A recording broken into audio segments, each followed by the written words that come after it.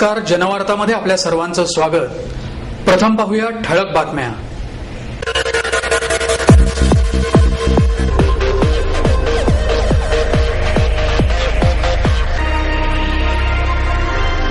माझ्या गायन कलेचं श्रेय पूर्णपणे माझ्या गुरूंनाच, पंडित उल्हास कशाळकर यांची भावना.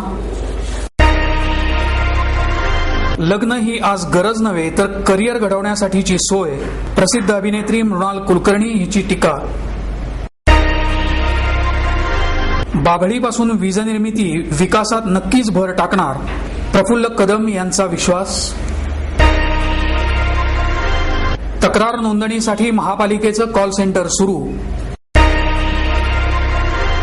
राष्ट्रकुल क्रीडा स्पर्धेतल्या भ्रष्टाचाराला सुरेश कलमाडी यांच्याबरोबरच दिल्ली राज्य शासन आणि केंद्र शासनही जबाबदार, नितीन गडकरी यांची टीका. साधनाच्या बालकुमार दिवाळी अंकाला उत्स्फूर्त प्रतिसाद, संपादक डॉक्टर नरेंद्र दाभोळकर यांचा दावा. आणि राष्ट्रकुल क्रीडा स्पर्धेतील सुवर्णपदक विजेती अनिता सय्यद हिचं पुणेकरांकडून उत्स्फूर्त स्वागत.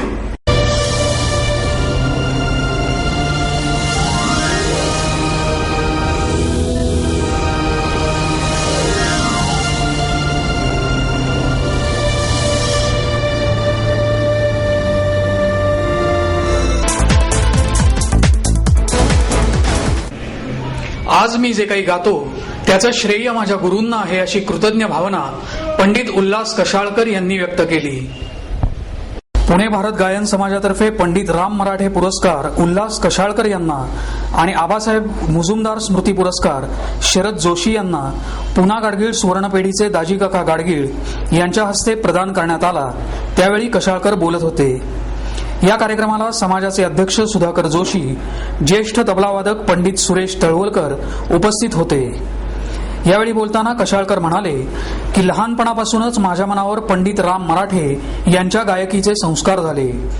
तालावर असलेलं त्यांचं प्रभुत्व, गाण्यातलं हुबेहूब सौंदर्य हे जवळून शिकता आलं. राम मराठे यांचं गाणं चौमुखी असायचं. जोड राग बंदिशी ते अगदी प्रेमानं शिकवायचे. मला गायन कलेतलं जे काही येतं ते नवीन पिढीला देण्याचा मी प्रयत्न करेन. यावेळी बोलताना शरद जोशी म्हणाले की मैफिलीचं गाणं मला पंडित राम मराठे यांच्यामुळे समजलं. तिथूनच मी श्रीरंग कला निकेतन संस्था सुरू करून विद्यार्थ्यांना शिकवलं. तळवलकर म्हणाले की राम मराठे हे 5 ते 10 घराण्यांचं गाणं पचवलेले गायक होते.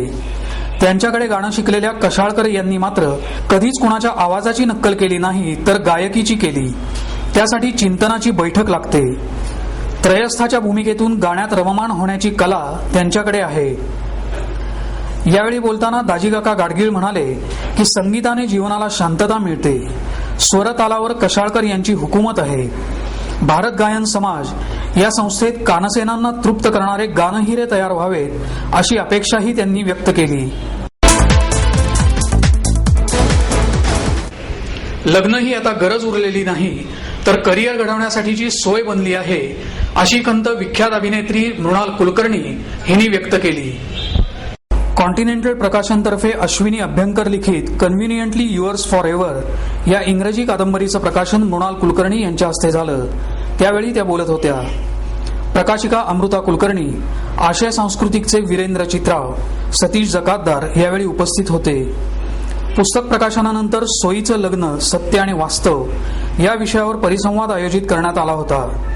ज्येष्ठ समाजसेविका डॉक्टर विद्या बाळ, ज्येष्ठ पत्रकार संध्या टांगसाळे, विवाह समुपदेशक वंदना कुलकर्णी, साहित्यिक प्रभाकर करंदीकर, लेखिका अश्विनी अभ्यंकर या परिसंवादात सहभागी झाले.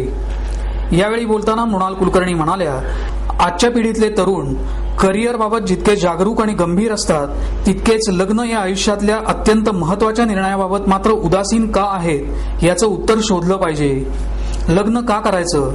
लग्न केलंच पाहिजे का? सुखी होण्यासाठी लग्नाची खरंच गरज आहे का? असे प्रश्न निर्माण होऊ लागल्यानं लग्न व्यवस्थाच धोक्यात आली आहे.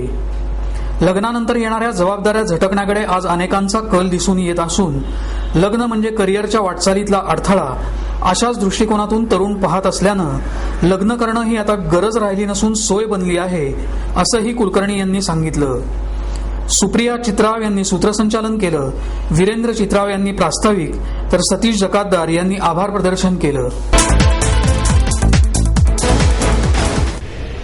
बाभळीपासून वीज निर्मितीचा प्रकल्प देशाला नक्की विकासाच्या वाटेवर नेईल असा विश्वास प्रगतिशील शेतकरी प्रफुल्ल कदम यांनी व्यक्त केला. महाराष्ट्र वृक्ष संवर्धिनीच्या वतीने बाभळीपासून वीज निर्मिती या विषयावर व्याख्यानाचं आयोजन करण्यात आलं. अध्यक्षस्थानी डॉक्टर भास्कर मार्डीकर होते. यावेळी कदम यांनी दृकश्राव्य माध्यमातून बाभळीपासून वीज निर्मिती कशा पद्धतीने करता येईल याचं प्रात्यक्षिक दाखवलं. यावेळी बोलताना कदम म्हणाले की या प्रकल्पाअंतर्गत एका युनिटला साधारणतः 1.5 किलो लाकूड तर एका तासासाठी 15 किलो बाभळीचं लाकूड वापरून गॅस बनवता येऊ शकतो. सध्या जगातल्या 6 देशांमध्ये अशा प्रकारचा प्रकल्प राबवला जात आहे.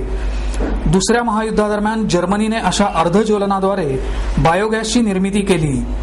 वर्षाला 7,300 तास वीज निर्मिती एवढी क्षमता या प्रकल्पात आहे. ज्या ठिकाणी वीज पोचलेली नाही अशा ठिकाणी यासारख्या प्रकल्पाचा वापर करून पिठाची गिरणी, पाण्याची मोटर, रेफ्रिजरेटर याच्यासारखी उपकरणं वापरता येतात.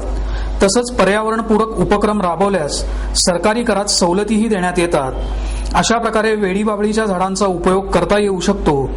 हे प्रकल्प राबवणाऱ्यांना सरकारतर्फे निधीही पुरवला जातो. आपल्याला सर्वसामान्यांना सुराज्य मिळवून देण्याच्या दृष्टीने एक वैभवशाली पाऊल आम्ही टाकलं असल्याचंही त्यांनी सांगितलं. यावेळी बोलताना डॉक्टर मार्डीकर म्हणाले, प्रफुल्ल कदम यांनी वेड्या बाभळीपासून वीज निर्मिती करण्याचा एक यशस्वी प्रयत्न केला आहे. अशा पद्धतीचे अनेक संशोधन आपल्याकडे होणे गरजेचे आहे, मात्र ते होत नाही ही खूप मोठी शोकांतिका आहे.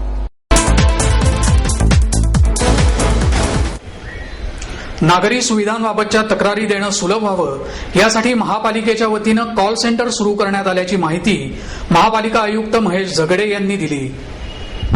महापालिकेने ग्रीप तंत्रज्ञान झेन्सॉर टेक्नॉलॉजीच्या सहाय्याने तयार करून कॉल सेंटर तयार केलं आहे. त्यामुळे कॉल करून तक्रार नोंदवण्याची सुविधा नागरिकांना उपलब्ध झाली आहे. महापालिकेच्या वेबसाईटवर ईमेलद्वारे तक्रार नोंदवण्याची सुविधा सध्या उपलब्ध आहे. मात्र शहरातल्या सर्वच लोकांकडे इंटरनेट सुविधा उपलब्ध नाही. त्यामुळे महापालिकेने दूरध्वनीच्या एका कॉलवर तक्रारींची सुविधा उपलब्ध करून दिली आहे. या सेंटरवर पालिकेच्या सर्व विभागांविषयी आणि नागरी सुविधांविषयी नागरिकांना तक्रार करता येणार आहे, अशी माहिती आयुक्त महेश झगडे यांनी पत्रकार परिषदेत दिली. दूरध्वनीवरून तक्रार केल्यानंतर या तक्रारदाराला मोबाईलवर मेसेज पाठवला जाणार आहे. या तक्रारीचा मेसेज या भागातील कनिष्ठ अभियंत्याकडे पाठवण्यात येईल. तक्रारदाराला तक्रारीचा नंबरही देण्यात येऊन त्याचं निवारण झालं की नाही याचा आढावाही घेतला जाणार आहे. हे कॉल सेंटर प्रायोगिक तत्वावर सुरू करण्यात आलं असून येत्या 2.5 महिन्यात हे कॉल सेंटर पूर्ण क्षमतेने सुरू राहील. त्यानंतर या सेंटरचं औपचारिक उद्घाटन करण्यात येईल. या कॉल सेंटरमध्ये येणाऱ्या तक्रारीवरून कोणत्या भागातून कुठल्या तक्रारी वारंवार येतात हेही कळणार आहे. त्यामुळे त्या तक्रारी कायमस्वरूपी सोडवण्यासाठी उपाययोजनाही केली जाणार आहे.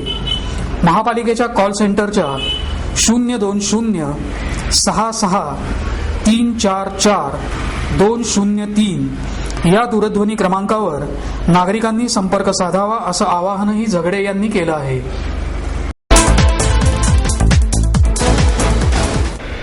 राष्ट्रकुल क्रीडा स्पर्धेतल्या भ्रष्टाचाराला केवळ सुरेश कलमाडीच नाही तर दिल्ली राज्य शासन आणि केंद्र शासनही जबाबदार आहे, असा आरोप भारतीय जनता पक्षाचे राष्ट्रीय अध्यक्ष नितीन गडकरी यांनी केला.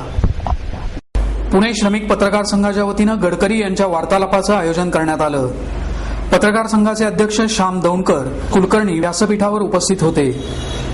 राष्ट्रकुल स्पर्धा सुरू असताना आणि विदेशी प्रतिनिधी उपस्थित असताना भ्रष्टाचाराबद्दल काही बोलायचं नाही अशी पक्षाची भूमिका होती. मात्र आता 70,000 कोटींचं काय झालं याचा जाब आम्ही संसदेत आणि संसदेबाहेर रस्त्यावर उतरून जरूर विचारू, असा इशारा गडकरी यांनी दिला. या स्पर्धेच्या संयोजन समितीकडे 1,600 कोटीचा तर पायाभूत सुविधांसाठी राज्य आणि केंद्र शासनाकडे 70,000 कोटीचा निधी होता. त्यापैकी केवळ 786 कोटी रुपये खेळाडूंना दिले असले तर त्यापासून खेळ आणि खेळाडूंना काय मिळालं असा सवालही त्यांनी केला. बिहारच्या निवडणुकीत सोनिया आणि राहुल गांधींनी मनापासून प्रयत्न करावे, मात्र बिहारमधल्या निवडणुकीनंतर देशात कोणाचा किती करिश्मा आहे हे दिसून येईलच, असं आव्हान देऊन गडकरी म्हणाले की बिहारच्या निवडणुकीत भाजपा प्रणित आघाडीच सत्तेवर येईल. अयोध्या प्रश्नी न्यायालयाबाहेर सर्वमान्य तोडगा काढण्यासाठी हिंदू मुस्लिम समाजाला ही सुवर्ण संधी असल्याचंही ते म्हणाले.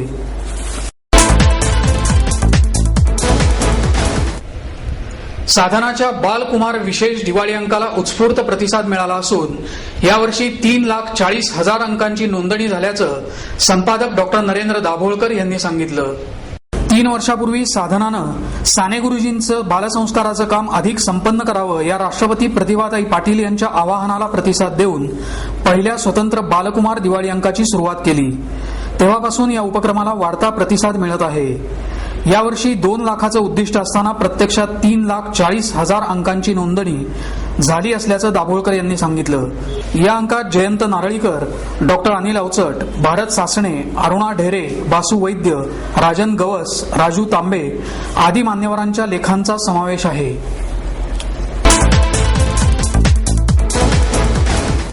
राष्ट्रकुल क्रीडा स्पर्धेत 2 सुवर्ण पदकं जिंकणाऱ्या अनिसा सय्यद हिचा पुणेकरांनी उत्स्फूर्त सत्कार केला. पुण्याच्या अनिसा सय्यदने दिल्ली इथे झालेल्या राष्ट्रकुल स्पर्धेत केलेल्या कौतुकास्पद कामगिरीनिमित्त आझम कॅम्पस इथे तिचा सत्कार करण्यात आला.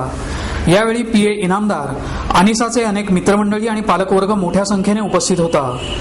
अनिसा म्हणाली की माझ्या कारकिर्दीला दिशा देण्यात आझम कॅम्पसचा सिंहाचा वाटा आहे.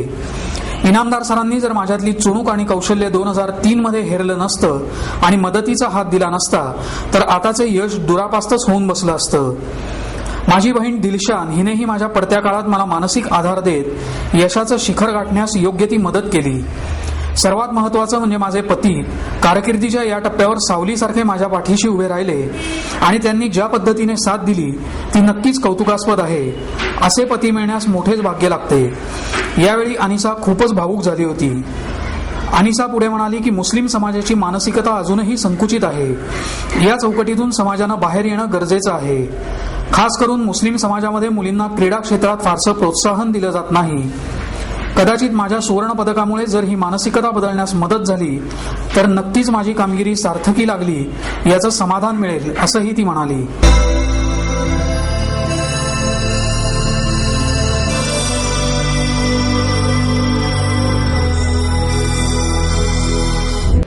याबरोबरच आजचं बातमीपत्र संपलं.